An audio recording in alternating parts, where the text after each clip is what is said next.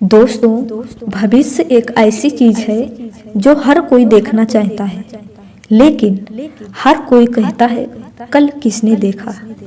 भले ही हम इंसान अपने आने वाले कल के बारे में सोचकर अपना आज का समय खराब करने में लगे रहते हैं, लेकिन कल एग्जैक्टली क्या होगा इसके बारे में किसी को भी नहीं पता है।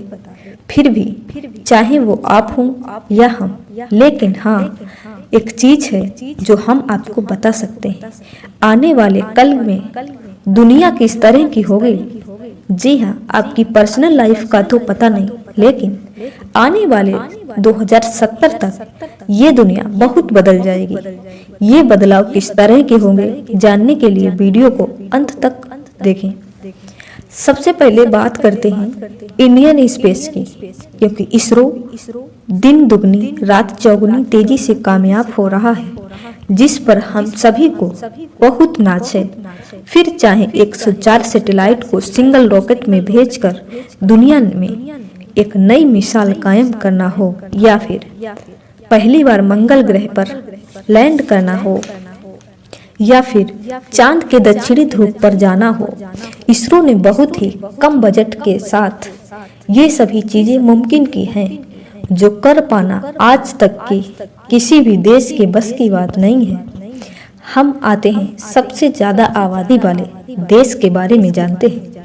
2020 तक की जनसंख्या के मामले में चीन नंबर 1 पर था, लेकिन अब भारत की जनसंख्या सबसे ज्यादा है। चीन बूढ़ा होता जा रहा है।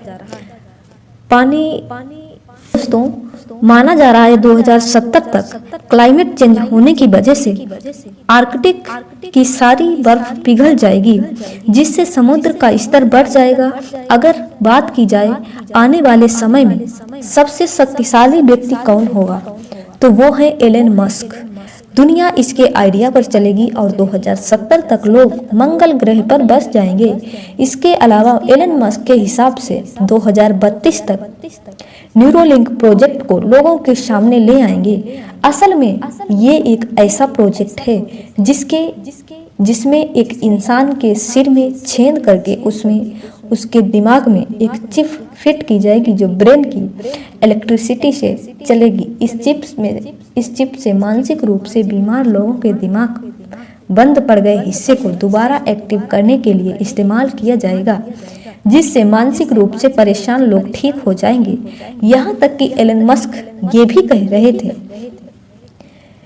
कि आने वाले समय 2040 तक ये चिप इस तरह से काम करने लग जाएगी कि दो इंसान जिनके दिमाग में ये चिप लगी है, उन्हें आपस में बात करने के लिए बोलने की जरूरत नहीं पड़ेगी।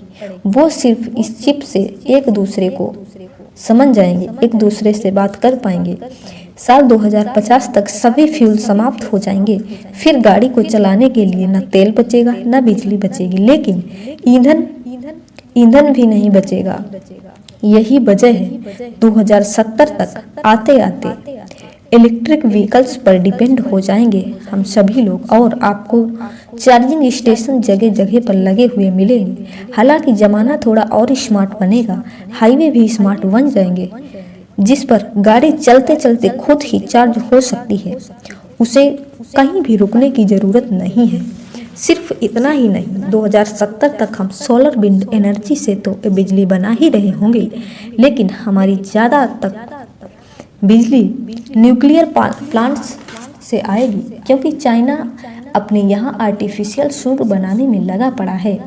और अगर उसका ये प्रोजेक्ट सफल हो जाता है तो हमें बिल्कुल क्लियर है न्यूक्लियर एनर्जी मिलेगी, जिससे कोई भी रेडियो एक्टिव रेडिएशन नहीं होगी, और ज़्यादातर देश इसी तरह बिजली बनाना शुरू कर देंगे।